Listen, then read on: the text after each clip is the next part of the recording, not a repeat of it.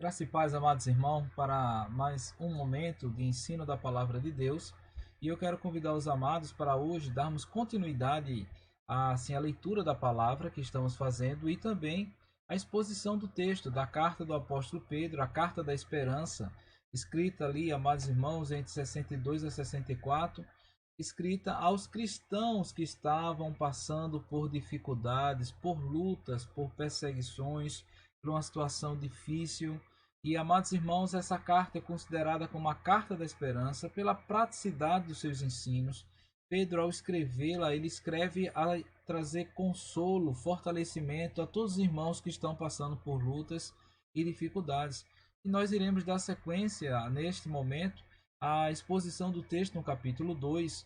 E assim eu quero convidar os amados para a gente, antes de ler a palavra, nós iremos orar, pedindo a bênção de Deus, a graça de Deus, e rogando também sobre a sua vida, sobre sua família, a proteção do Senhor, o livramento do Senhor, que o Senhor venha visitá-lo se você estiver no leito, estiver padecendo, estiver passando por dificuldades, o Senhor venha visitá-los, o Senhor venha livrá-lo, o Senhor venha preservá-lo, o Senhor venha curá-los em nome de Jesus. Vamos orar, amados irmãos. Vamos colocar a nossa vida agora na presença do Senhor em oração, rogando a sua bênção, rogando a sua graça, para que tudo que possamos fazer agora seja de fato, amados irmãos, aceitável por Deus e para a sua glória, e venha redundar em crescimento, em edificação para a glória de seu santo nome.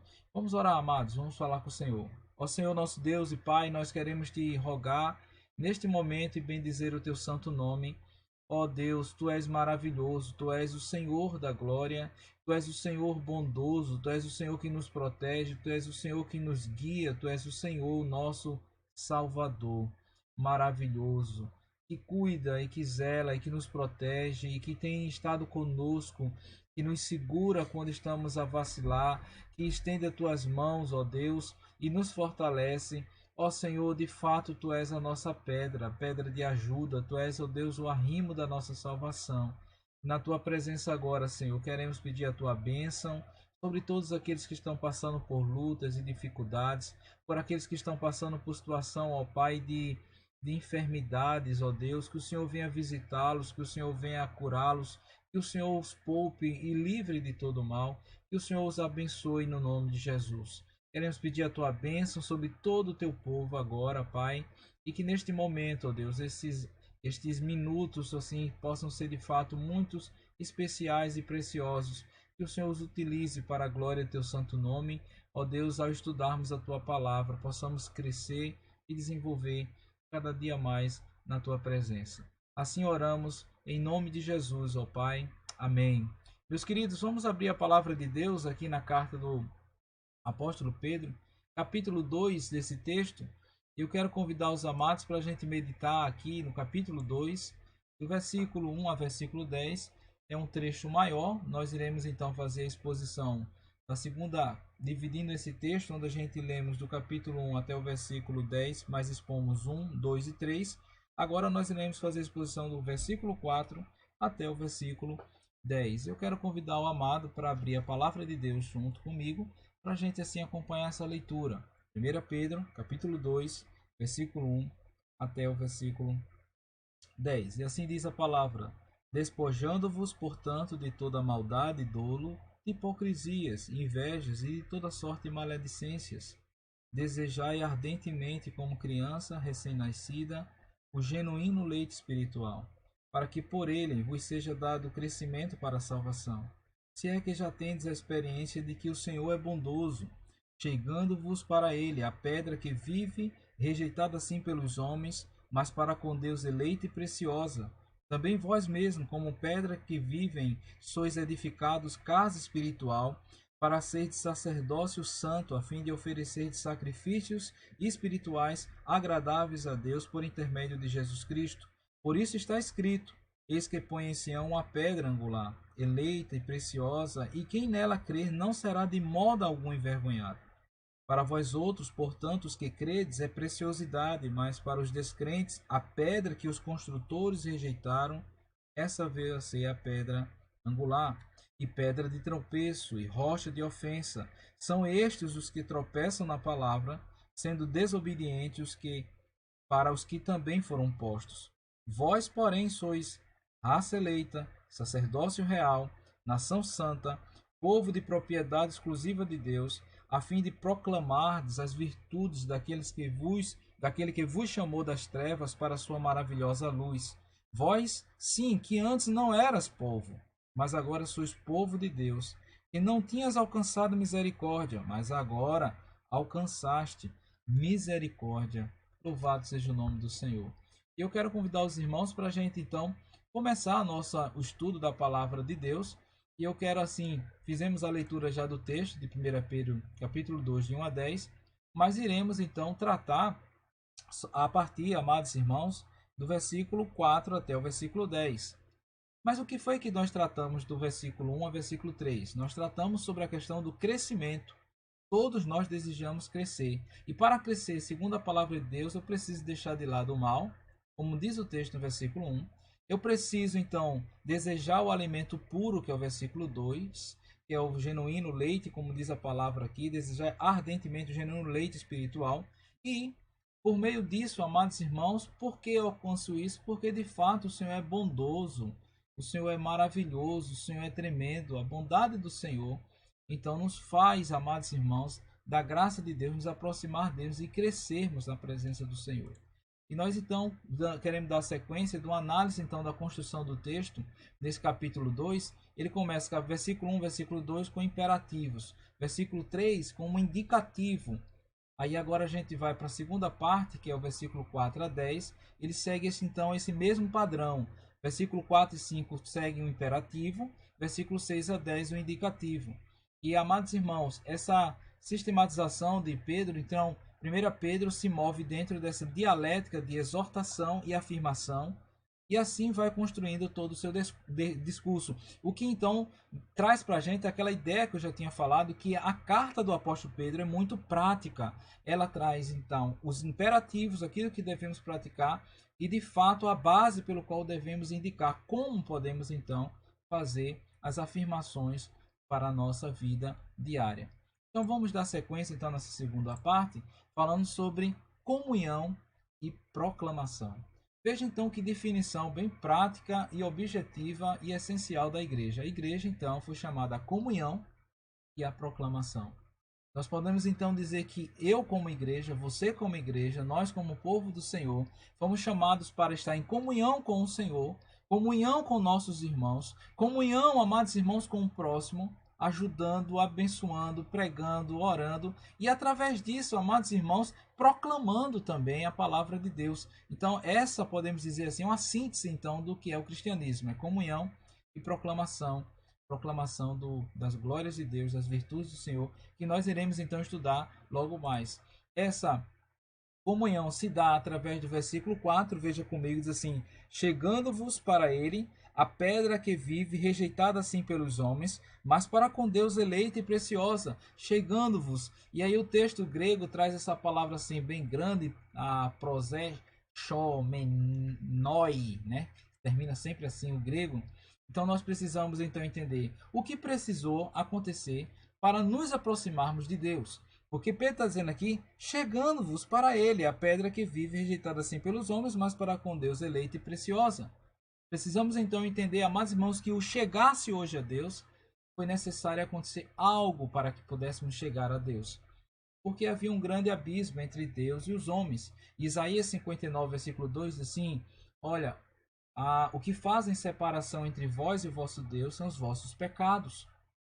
O Senhor tem mãos para sarar, para visitar, para curar, olhos para ver, o Senhor desce. Mas todavia o que traz separação entre vós e o vosso Deus são os nossos pecados. E de fato, o pecado nos afasta da presença do Senhor. O pecado agride a lei do Senhor. O pecado, amados irmãos, nos deixa distante da vontade de Deus, porque a vontade de Deus não é que vivamos em pecado, mas que andamos em comunhão com Ele. Então, entre este abismo que o homem estava, que vivia em pecado, estavam mortos em delitos e pecados, e já, amados irmãos, em virtude do pecado original de Adão, e o homem herda esse pecado, vem com ele a natureza pecaminosa, o homem está em rebelião para com o Senhor, há então esse abismo entre o homem e Deus, que só pode então ser tratado, sarado, através daquilo de uma sacrifício. Então a necessidade de sacrifício, onde Paulo explica esta necessidade e a razão desta mesma necessidade. No capítulo 1 ao capítulo 4 de Romanos, ele passa a explicar sobre essa razão, necessidade.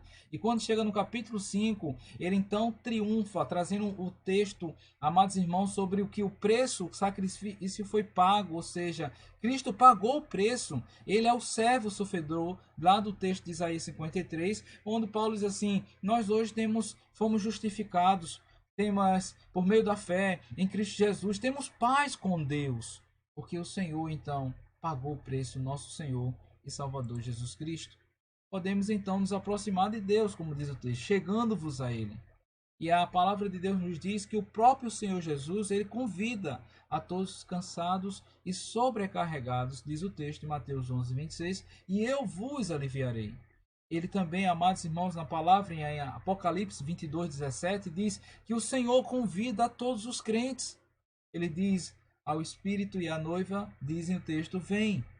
E o próprio Senhor nos diz que nós podemos chegar a Deus porque Ele é o próprio caminho. Disse-lhe, pois, Jesus, eu sou o caminho, versículo João 14, 6, a verdade e a vida. Ninguém vai ao Pai a não ser por mim. Então, louvado seja Deus, quando o texto diz aqui, chegando-vos para Ele, pedra que vive, rejeitada assim pelos homens, mas para com Deus eleita e preciosa. Veja, amados irmãos, que bênção, nós temos comunhão com Deus, porque o preço já foi pago.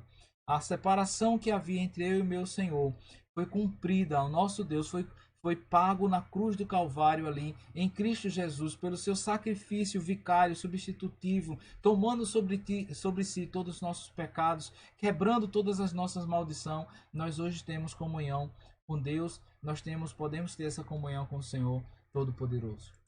Mas o texto ainda continua e eu quero estudar com os irmãos o que fala que Jesus então é a pedra, que ele identifica assim, chegando-vos para ele a pedra que vive.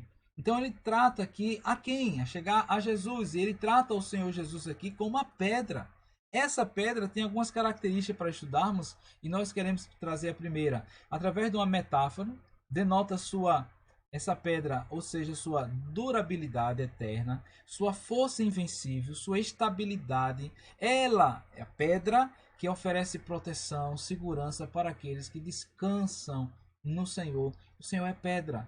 Pedra de descanso, pedra de ajuda, o Senhor é Ebenezer, podemos dizer assim, como colocado lá no texto de 1 Samuel 7, o Senhor que vem a nos ajudar, o Senhor é o nosso socorro, o Senhor de fato pelo qual nós podemos nos apoiar e nos lançar sobre Ele, porque Ele é essa pedra irremovível, tem a durabilidade eterna, invencível e traz essa estabilidade para nossas vidas. E qual a citação que é trazida então do profeta mais evangélico, que é o profeta Isaías? Isaías 28, versículo 16, diz assim o texto: portanto, assim diz o Senhor Deus, eis que assento em Sião uma pedra, pedra já provada, preciosa, angular, solidamente assentada, aquele que crê não foge, ou seja, não será confundido ou não escapará.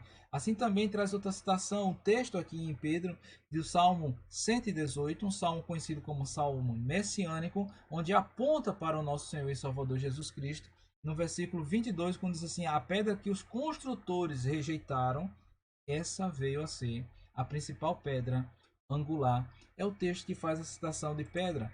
E nós então podemos identificar Jesus como a pedra. Jesus é a pedra, ele é a pedra que vive. De que forma, pastor? Podemos dizer, é uma pedra que tem, amados irmãos, no entendimento, nos estudos, podemos dizer assim, dos solos, uma pedra não tem vida, mas de forma paradoxal, Jesus possui vida em si mesmo e dá vida a todo aquele que nele crê. Ele também é a água viva, como diz o texto em João, capítulo 4, versículo 10, versículo 11. O próprio Senhor Jesus falou, eu também sou o pão da vida. Em João 6,51, e todo aquele que vem a mim jamais terá sede, jamais sentirá fome. O Senhor é essa pedra, como diz o texto, pedra que vive. Pedra essa rejeitada pelos homens, essa pedra, amados irmãos, como diz o próprio texto lá do Salmo 118, diz assim, porque o Senhor que foi rejeitado pelos homens, Jesus foi rejeitado pelo povo, pelas autoridades religiosas da sua época, ele veio para o seu povo não o recebeu. Pedro fala que Jesus foi então rejeitado. Amados irmãos, pelos construtores, isto é, os principais sacerdotes, os fariseus. Trata-se de uma rejeição efetiva, como diz o próprio texto de Isaías 53, versículo 2, versículo 3, que será rejeitado, desprezado, o mais desprezável dos homens. Então, o nosso Senhor, essa pedra que foi rejeitada pelos homens, todavia essa é pedra eleita por Deus.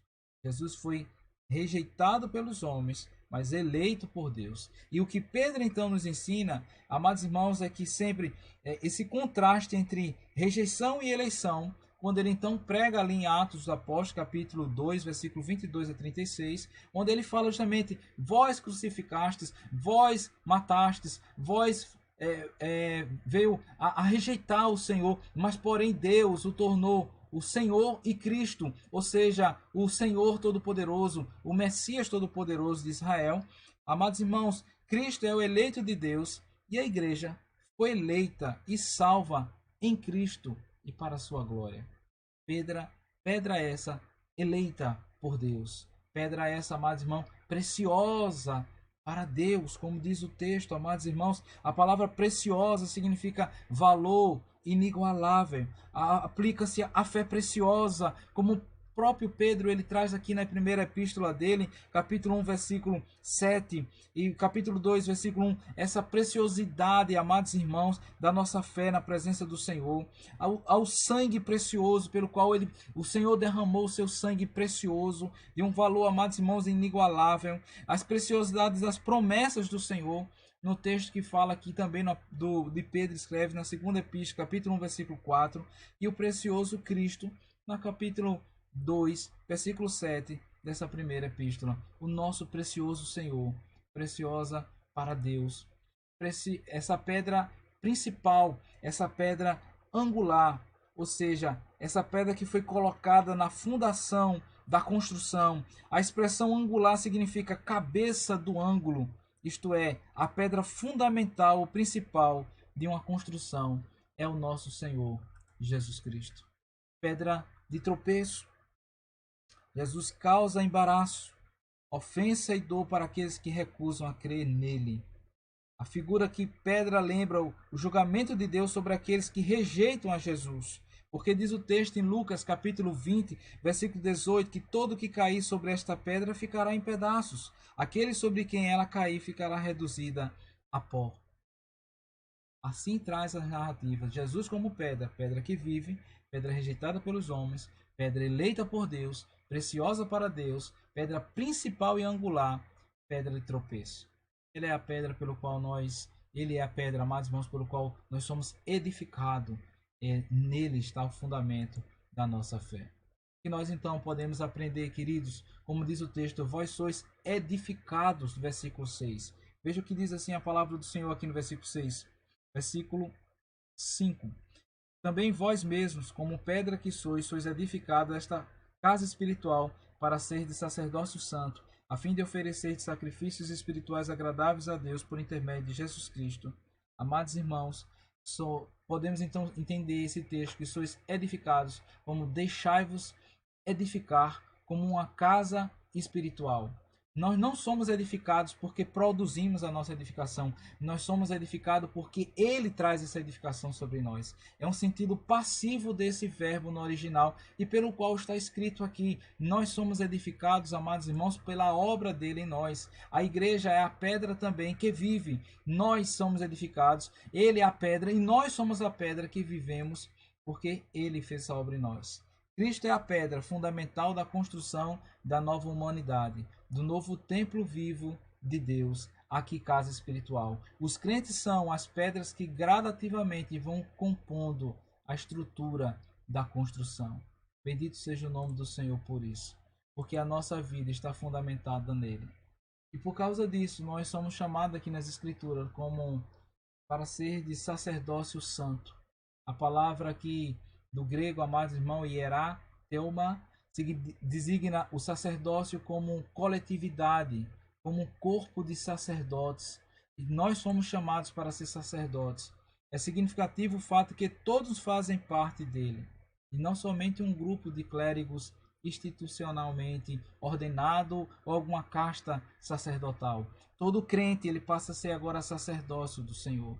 Ele passa a ter agora a comunhão. E para quê? Qual é a função desse sacerdócio? Oferecer, diz o texto, sacrifícios espirituais agradáveis a Deus. Essa palavra sacrifícios, amados irmãos, é a mesma palavra trazida no original da Septuaginta para o culto judaico, que oferece, que participa de todo o ritual, que se entrega, que traz aquele sacrifício ali na presença do Senhor. E por que então Pedro traz esse texto? São sacrifícios espirituais, não são sacrifícios materiais. Não precisamos mais levar nada para sacrificar. Esses sacrifícios que o texto diz aqui são espirituais. Então, como é que podemos definir esses sacrifícios espirituais? Um autor chamado John MacArthur diz que sacrifícios espirituais significam obras que são feitas para honrar a Deus por causa de Cristo, sob a direção do Espírito Santo e orientação da palavra de Deus. Então, de fato, nós podemos então oferecermos a Deus sacrifícios espirituais agradáveis, porque iremos oferecer para a honra de Deus, pela causa de Cristo, sob a direção do Espírito Santo e a orientação da sua palavra.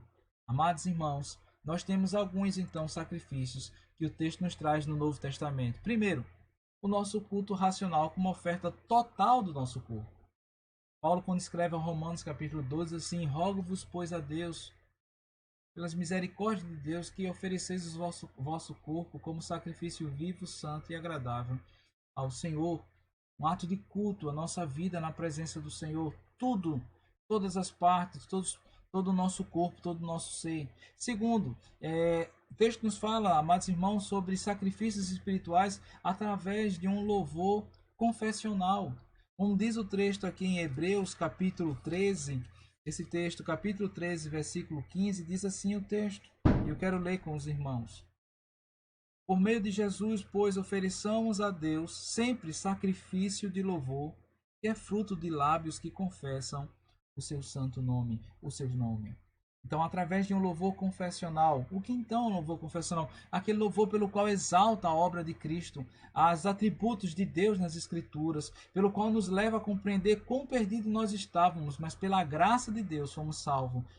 Por isso, nós podemos então, por sacrifícios, amados irmãos, de louvor ao Senhor, bendizer o seu santo nome. O terceiro aspecto é a prática do bem e mútua cooperação, que diz a sequência do texto lá de Hebreus, quando diz assim no versículo 16: não negligencieis igualmente a prática do bem e a mútua cooperação, pois com tais sacrifícios Deus se compraz.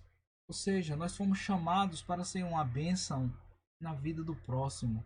Nós somos chamados para fazer a diferença para a glória de Deus na vida do irmão, na vida daqueles que estão precisando. Outro aspecto, amados, é o aspecto da oração, pelo qual o texto nos diz em Apocalipse 8, versículo 3, sobre a questão das nossas orações sobem como ofertas na presença do Senhor Deus Todo-Poderoso. Quando Paulo agora fala aos Romanos, no capítulo 15, versículo 16, que a sua vida como apóstolo, como ministro dos gentios, entre os gentios, trouxe de fato uma oferta para que fosse então essa oferta por meio do Espírito Santo aceita como a vida, ou seja, de levar as pessoas a Cristo, de um evangelismo, de proclamação do evangelho. E por último, nós podemos aprender segundo a palavra em Efésios capítulo 5, como diz o texto aqui em Efésios capítulo 5, deste amor altruísta. Versículo 2. Versículo 1 diz assim: sede, pois, imitadores de Deus como filhos amados, e andai em amor como Cristo nos amou e se entregou a si mesmo por nós como oferta e sacrifício a Deus em aroma agradável. Esse amor de sacrificial, este amor de entregar-se totalmente ao Senhor e para a sua glória. Então são atos desse sacrifício que os cristãos podem praticar com base nos escritos do Novo Testamento. Culto racional como oferta total do corpo, louvor confessional, prática do bem e mútua cooperação, oração, evangelismo, amor altruísta que se coloca sacrificial em ajuda um para com outros, como devemos andar em amor para com o outro, como o Senhor assim se entregou por nós. Então, dando sequência, amados irmãos, os cristãos precisam de um sacerdote para interceder por eles diante de Deus? nós precisamos de ter um sacerdote que faça a mediação, um sacerdote esse humano constituído para que faça essa mediação entre nós e o nosso Deus?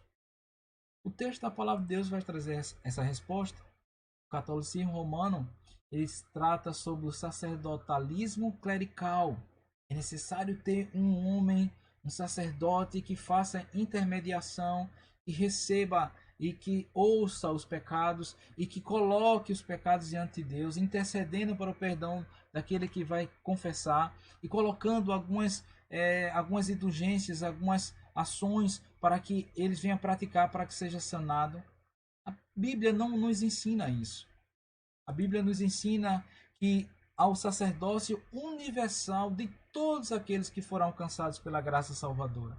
Quer dizer que eu e você podemos ter acesso a Deus Pai Todo-Poderoso por meio do Filho, Jesus Cristo, que é o mediador. E isso, amados irmãos, nos orienta essa necessidade de um sacerdote representativo foi satisfeita por Jesus Cristo, o supremo sacerdote real. O texto de Hebreus 4 até Hebreus 9, versículo 15, vai trazer, amados irmãos, sobre esse sacerdote perfeito, amados irmãos, sobre aquilo que ele fez e ofereceu de uma vez por todas em Cristo Jesus. Nós temos esse sacerdote representativo que satisfaz a justiça de Deus e que, amados irmãos, nós podemos recorrer a ele em sua presença. O papel do sacerdócio não é eliminado, diz MacArthur, mas sim alterado. Alterado para quê? Todos os crentes são agora sacerdotes do nosso Deus Todo-Poderoso e foram chamados agora para anunciar as grandezas daquele que vos chamou das trevas para a sua maravilhosa luz. Ou seja, nós aprendemos nas Escrituras que nós temos acesso ao Pai, podemos, amados irmãos, agora, por meio disso, proclamar as virtudes do Senhor Todo-Poderoso. O texto ainda nos ensina quem nós somos. E eu quero convidar os queridos para ler então o versículo de 1 Pedro, capítulo 2 aqui de 1 Pedro, versículo 9. Vós, porém, sois raça eleita, sacerdócio real, nação santa, povo de propriedade exclusiva de Deus, a fim de proclamar as virtudes daquele que vos chamou das trevas para a sua maravilhosa luz. Então nós podemos aprender que nós somos raça eleita. Assim como Israel era formado por um povo eleito e rejeitou a graça, que rejeitou o Messias, a igreja é formada pelos eleitos, daqueles pelo qual o Senhor diz assim: eu vos chamei, eu vos designei, para que vades e dê seu fruto. Bendito seja o nome do Senhor. A Bíblia nos ensina que nós somos sacerdócio real. A igreja é um reino de sacerdotes que serve ao rei na esfera do reino espiritual, como diz Apocalipse, capítulo 1, versículo 6, capítulo 5, versículo 10. E qual é a base desse texto? De sermos sacerdócio real, essa realeza do sacerdote. Está, amados irmãos, o texto de Êxodo, capítulo 19, versículo 6, onde o Senhor constitui Israel como uma nação de sacerdotes.